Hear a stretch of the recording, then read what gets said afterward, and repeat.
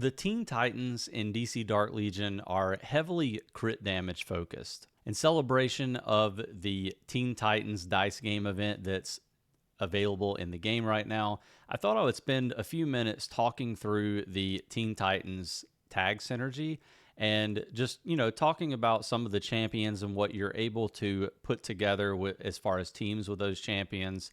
And we'll also take a look at the dice game event. I know some of you guys like to see coverage of or breakdowns of the events. So we'll take a look at that. And then there's one other thing that I want to showcase on this video as well. So I'll try to make this a short one. It is the weekend and I have some other family things to take care of. But let's jump straight in. And so like I said, Teen Titans are very crit damage focused. Nightwing is kind of the staple of the Teen Titans group right now. I'm sure there will be other champions coming down the road that can be that win condition, but right now, Nightwing kind of offers the best opportunity for you to build your team around. I know there are a lot of Arsenal fans out there who probably wish that Arsenal could offer that kind of win condition for a team, but he's not quite there yet. We have 3 outsiders, and we're thinking that probably there will be a lot more outsider synergy to Arsenal.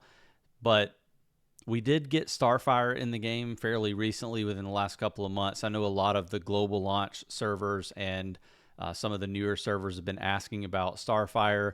There will be a well or skip video coming out for her fairly soon. I think I've got to do the Martian Manhunter one first, but then Starfire will be soon after that. So we will do a deep dive into Starfire's character. But her coming into the game has actually opened up a lot more capability for a Teen Titans team just because she's such a great healer and she can actually put out fairly decent damage herself. One of the things that I really like about the Teen Titans team is it gives you a lot of optionality to build like 3 tag synergy teams that have the Teen Titans tag and Bat Family, for example, or you can also build Teen Titans Justice League synergy. So like it's really neat to kind of cobble some of those teams together. For example, in like a PvP scenario, maybe a 3v3, or even in some training simulator modes, Adam can be a very functional character. I've covered him on the channel before in detail just because his kit has underwent some pretty significant changes, but he has a massive AoE. Obviously, he leaves the battlefield whenever you use his ultimate, but the stun is quite important, especially if you're trying to give your win condition a little bit more time to ramp up. And so you can run Cyborg with Adam and then one other Justice League champion. So you could potentially run, let's say, Batman, and then you could run Nightwing and Robin, and then that's going to give you your Teen Titans tag synergy. You'll also get Bat Family, so you're getting a ton of crit rate, crit damage, and then you'll get that Justice League tag synergy as well for a little bit of extra damage output. So like I said, a lot of optionality with building teams here.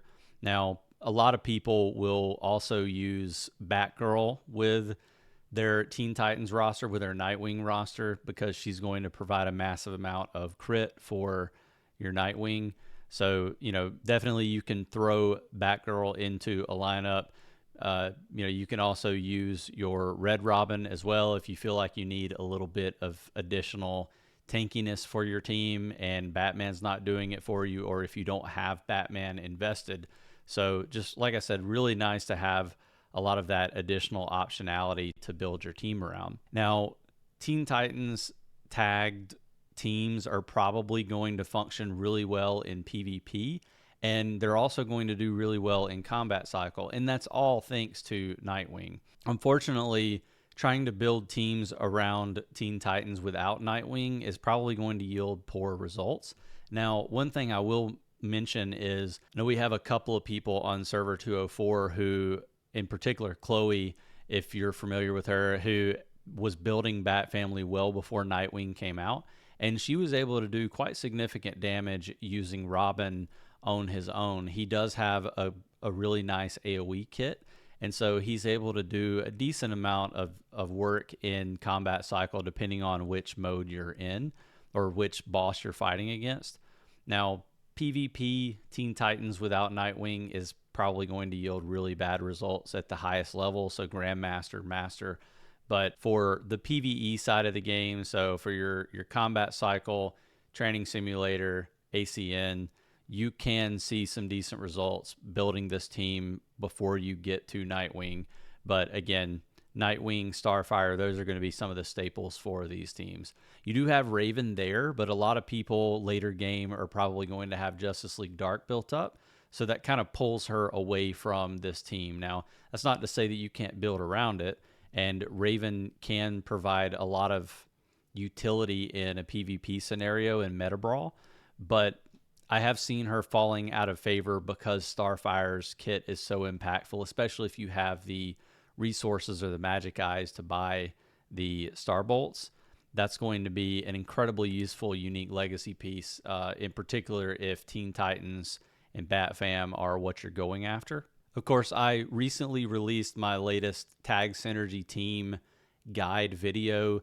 Take a look at that. There will be a companion infographic for that over on the official Discord and on my Discord channels. And I've also released a bleed strategy guide. That guide is a little bit outdated at this point. We will have to add in Ra's al Ghul and Talia al Ghul to that. I think we also will have to start including Hawkgirl in that as well. I have a little bit of a caveat on that bleed strategy guide about it. But if you're interested in trying to build a Teen Titans focused roster, then you'll be able to use that bleed strategy guide, even the outdated version, to decide how you want to pull or structure your bleed pulls, because obviously you're going to be pulling for Nightwing and Starfire in the bleed, and you'll need to make sure that you're saving anvils accordingly. But that's really just kind of like a very simple breakdown for the Teen Titans roster. And let me know in the comments your favorite Teen Titans team, like what lineup you're using. Obviously, I don't expect to see a lot of people who are using full 5 Tag Synergy Teen Titans teams. You're probably using some sort of a hybrid, but I'm curious to see like what those core Teen Titans teams are that have been successful for you. With that part of the video out of the way, let's take a look at the event that they've released. Now, there's nothing really special about this event. It's going to be very similar to the Wonder Woman, the Atlantean event. If you were around for it in the soft launch of the game, the Valentines event is essentially the same thing here. It's just a game board, and you're going to obtain dice. You'll roll dice, and you'll move around the game board, and you can earn tickets, vouchers for the store for the event. You'll earn a bunch of different other resources for the game. But with this one, they have added something like Wally West will show up. You can see this tile down here to the right, back behind my champion. So maybe we'll do a couple of dice pulls and see if we're able to get around to that so you can see that in action. We also have the chest, which is going to have an increased chance of dropping additional rewards for you. And then the other neat thing that they've added here that is a little bit unique is you're able to get these special dice that Raven is going to give you. And what you do is you can select a number and she will basically roll you around to that specific number that you want. So if we wanted to land on the question mark tile, we could roll 2 and we would get there. We could also roll one of these ticket tiles. Those are actually quite useful as well, like the voucher tiles. And we've gotten a few of those to Mythic, as you can see here. Maybe let's say we want to roll 2 to get to the question mark tile. Let's go ahead and do that now. You just confirm it, and we'll go straight to this one. And of course, we get the worst thing possible. So the next turn, we're going to move backwards. We actually can select again.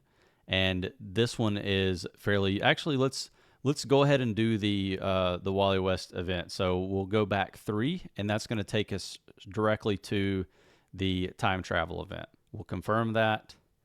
And okay, so it brings us over to the Speedster station, and we'll skip through the dialogue here. So basically what's going to happen, it's kind of a neat thing. It's also annoying if you spend and you're running through the game board a lot, you're going to get this a lot, and there's no way to avoid it. There's no way to like skip it or speed it up.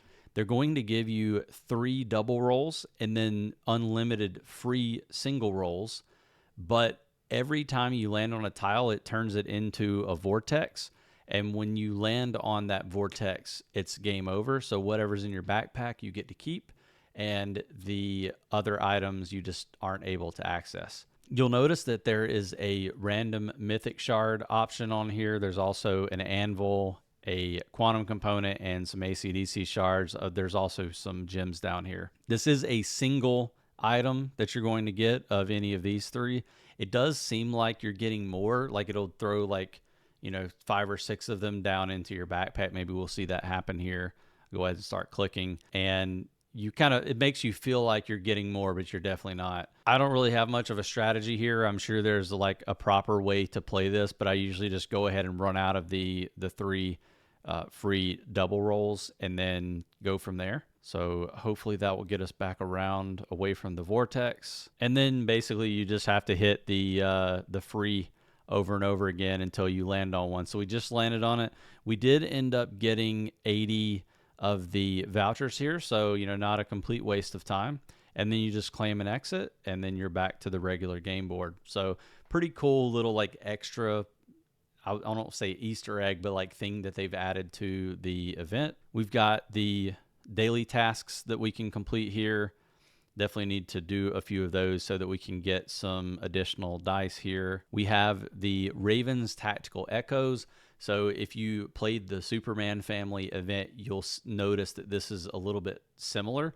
The more daily attempts that you do here, the more of the magic echoes you're going to get. We used 2 of those magic echoes to move to the locations on the board that we wanted to earlier, so kind of a neat mechanic there. And basically you're going to be earning these little echo shards by doing the friend event, which we'll talk about in just a second, the gifts of growth, and opening chests and that sort of thing. You're going to be getting additional ones of those, and you'll be able to open ACDC shards and memento boxes.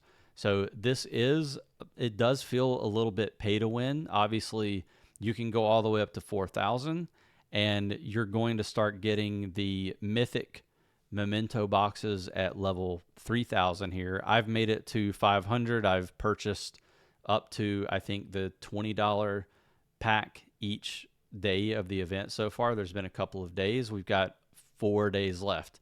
So it's going to be quite difficult unless I ramp up my spending, which I don't want to do, for me to get to that 3,000 mark. I don't see it happening, so I'm probably not going to get one of those, which is sad because so far the memento system has felt very free-to-play friendly. It's just kind of like a casual, you do a little bit along, but this is the first event where you're going to start seeing some people who are able to complete parts of their sets that have been impossible to complete so far. I think this is a good thing because it's extra memento boxes that you're able to get, and memento boxes have no bearing on the actual gameplay. It's just a fun thing. I do think it's really nice to see so many ACDC shards here. I'm definitely going to try to get as many of those as possible because ultimately putting force on your champions is one of the best things you can do to make them stronger. So really like this Ravens Tactical Echoes section. Obviously, we have our Gifts of Growth. So you can, the more daily quests that you do each day, the more of the, Teen Titans postcards that you're going to get, and you can send those out to your friends, and that's going to get you more rewards, like more chest boxes that you can open up to do more of the Ravens Tactical Echoes. So it kind of all goes hand in hand. And again, it's very similar to past events that we've seen. We have the Academy store. I've already bought some of the things that I felt were most impactful for my game. I think, if you spend at all buying the additional dice with gems is worth doing. It costs about 100 gems per dice, so definitely not something that's good for non-spenders.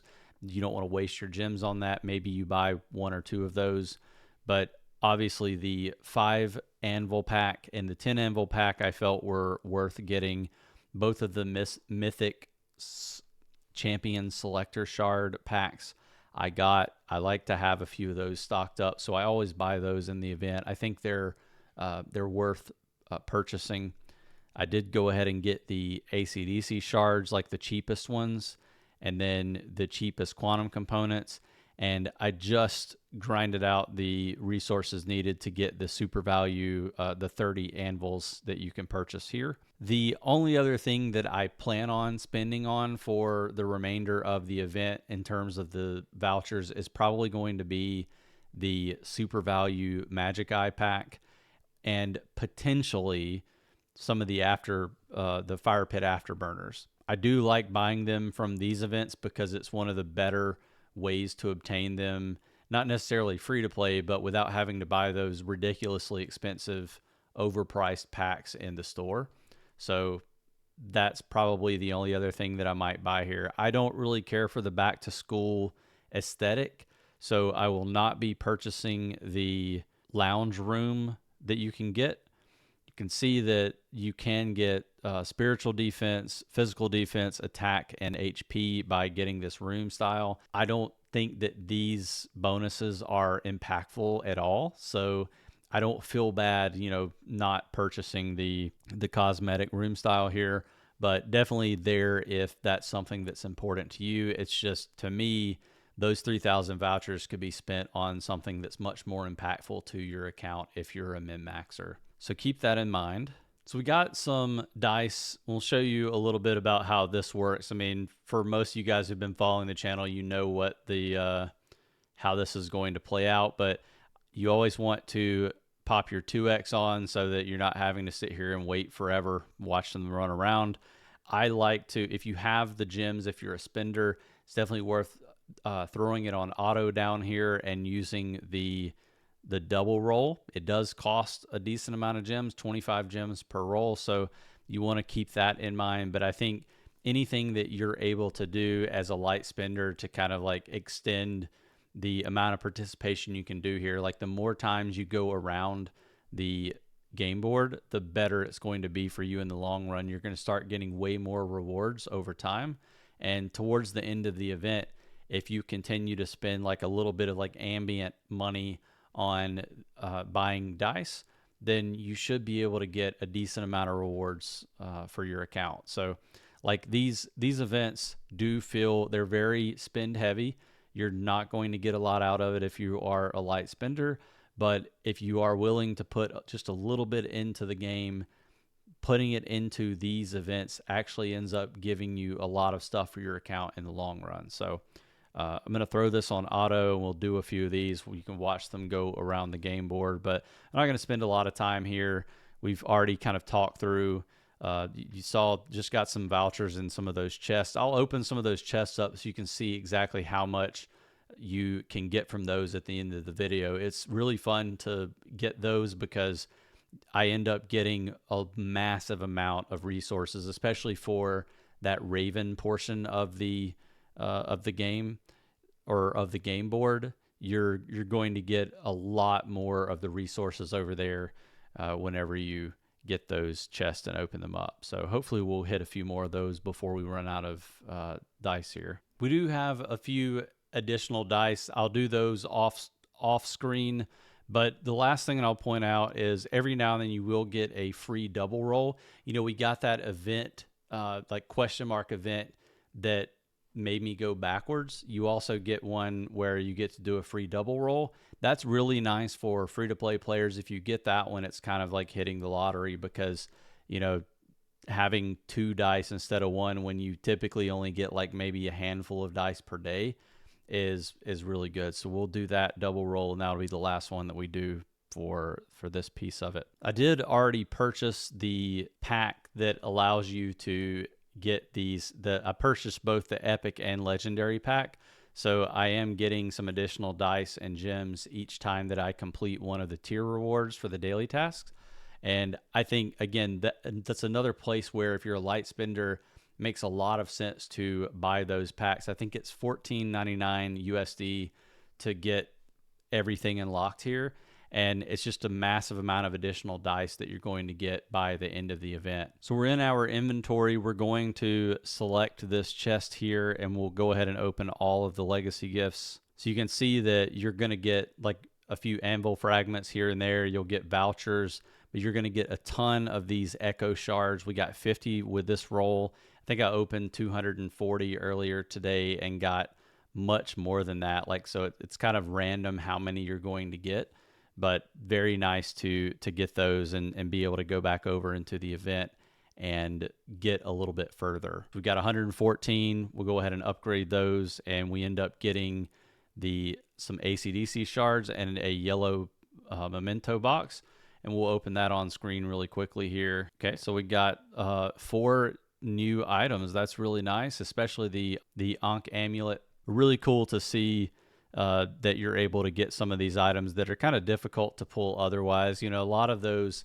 green and blue memento boxes that you're getting as part of the daily quest aren't going to be giving you these 3-star items. So kind of neat to see that a lot of these are coming into the game. And I really hope some of the whales and high spenders are able to get a bunch of duplicates of these so that whenever we're putting these on our wish list, we can actually get them. That's going to do it for the Teen Titans items that I wanted to discuss in this video. The last thing that I did want to mention is you'll probably recall an item in the patch notes from the patch that came out this past week, and it talked about this champion zone. You will also notice that there was not a champion zone that showed up whenever the patch hit, but over the last 24 to 48 hours, we've had several people who were able to view a champion zone on their, I guess you would say, hamburger menu up here.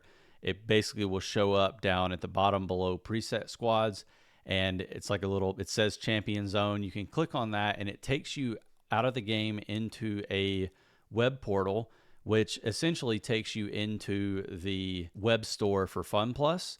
And there's this new area that's set up. It's basically like you can make a profile over there, and there are a couple of like little sign-in bonuses that you can get, and there are perks based on how much money you've spent on the game. What I'm kind of calling it right now is like basically a VIP system for lighter spenders.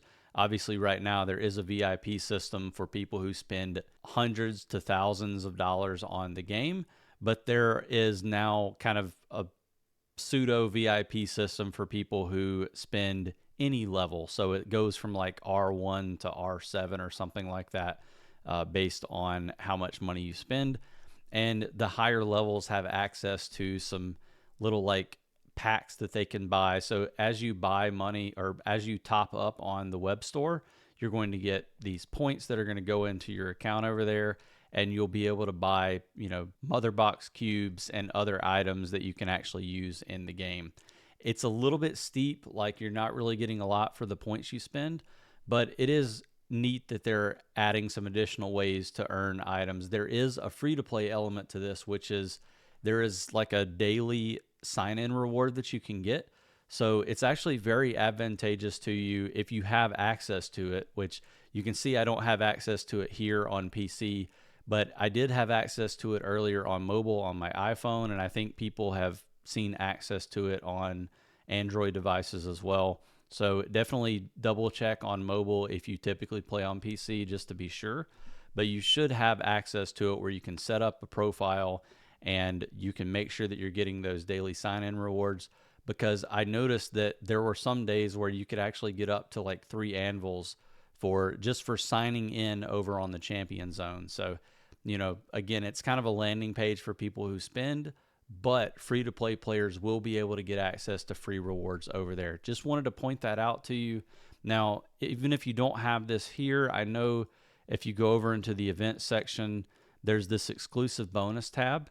And I don't have access to it because this is the PC version, but if you click on this arrow, it will come up with a way to get to the champion zone here. It's just when you click it, it does nothing right now.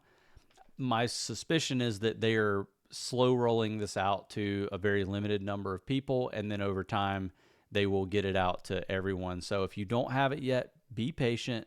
You will get access to this champion zone tool, and it will be a nice way to get some additional rewards if you're free to play and patient. That's going to do it for this basic overview video on the Teen Titans and coverage of the Teen Titans Dice Game event. Love to hear from you down in the comments about what you think about the dice game event, what your pull rates have been, like on how many resources you're getting for the dice that you've been able to spend so far. Again, I'd love to hear your favorite team comps for Teen Titans. If you haven't done so already, consider subscribing to the channel. You'll get notified anytime I put out DC Dark Legion content like this. If not, I will see you on the next video.